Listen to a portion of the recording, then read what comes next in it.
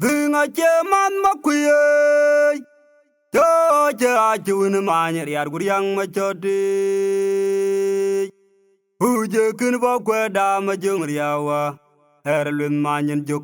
makwenyen gu pay tidin dia yidyar che ko dier kunyir che moj jung dian yararet daga nyandi jitaje dwel ku chote gu kwenyen ge yarian kachalye je majuk oche cha ajmaun lal hakan gelwele war che yi tung to ma be ga bi ay rom jidiet ma jung atet aya hoj ku bero num dor ku dia ga tut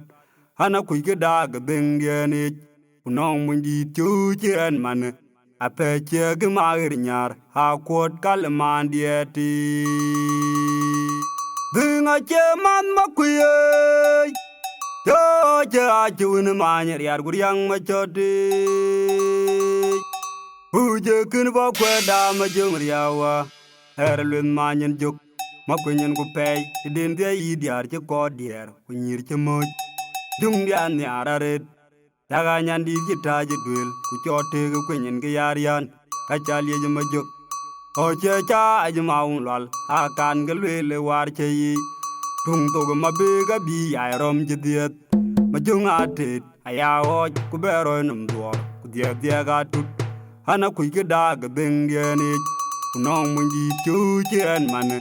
a pe che ge ma nyar ha kot kal man dieti dab jendir ay ma ku tier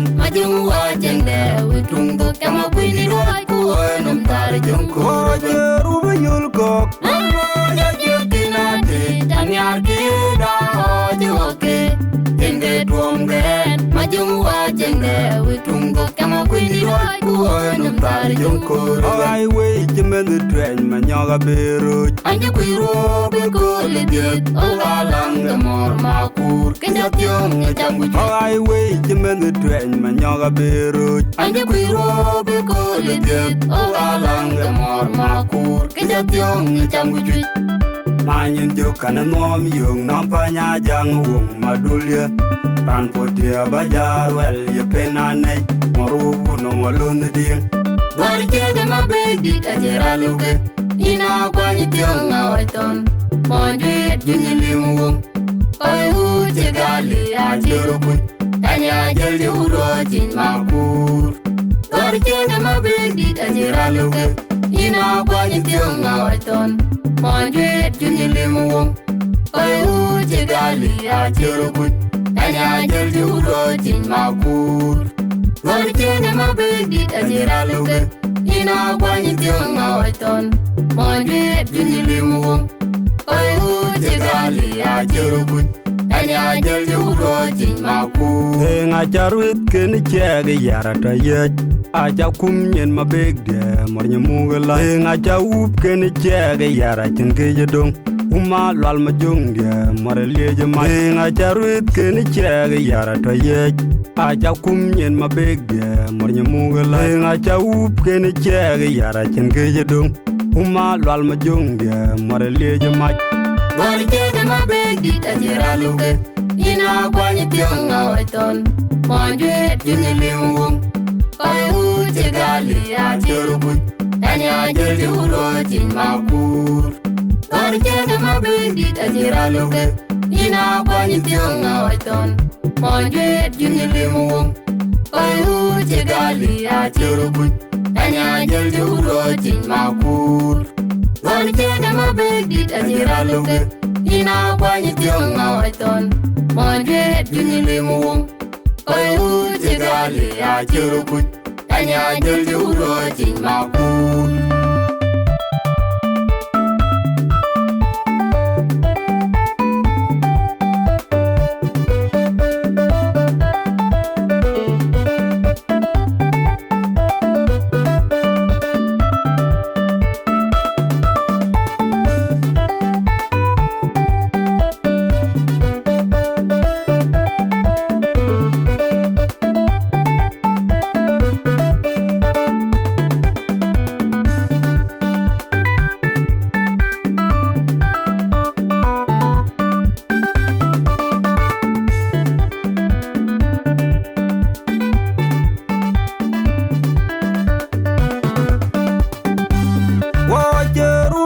Gok Mano ya jukina te Daniel gida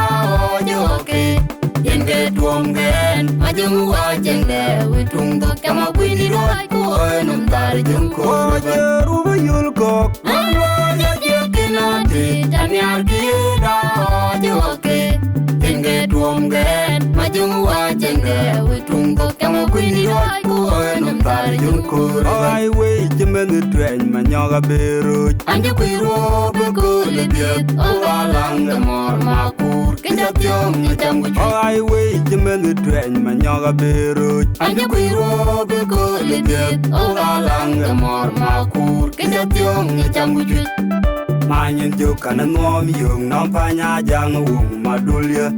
Ran potia bajar wel ye penanay Morubu no malonu ding Gori chege mabegit ajira luge Ina kwa nyitiong awaiton Mondwe junilimu Koi uche gali ajirukut Tanya jelje uro jin makur Gori chege mabegit ajira luge Ina kwa nyitiong awaiton Mondwe junilimu Koi uche gali ajirukut Tanya jelje uro jin makur Gori chege mabegit ajira luge Ina kwa nyitiong awaiton Mondwe junilimu Koi uche gali ajirukut Tanya jelje uro jin makur Nga jarwit keni chege yarata yej Aja kumyen mabegde mornya mugala Nga jawup keni chege yaratin gejedong Uma lwal majung dia mare leje ma Nga jarwit keni chege yarata yej Aja kumyen mabegde mornya mugala Nga jawup keni chege yaratin gejedong Uma lwal majung dia mare leje ma Gori chege mabegdi ajira luge Ina kwa nyitiong awaiton Mondwe junilimu Koi uche gali ajirukut Tanya jelje uro jin makur Gori chege mabegdi ajira luge Ina kwa nyitiong awaiton Mondwe junilimu Koi uche gali ajirukut Tanya jelje uro jin makur Gori chege mabegdi ajira luge Ina kwa nyitiong awaiton Mondwe junilimu Koi uche gali ajirukut Tanya jelje uro jin makur Kai manyok Atene lenge makur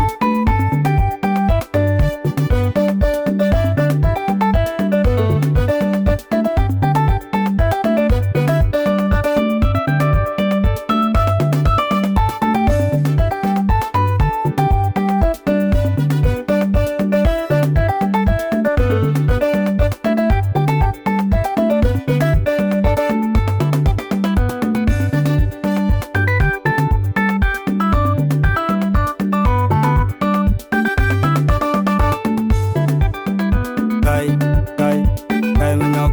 Atene lenge makur Dag jendir Ajo hebo Makwe wajno dergel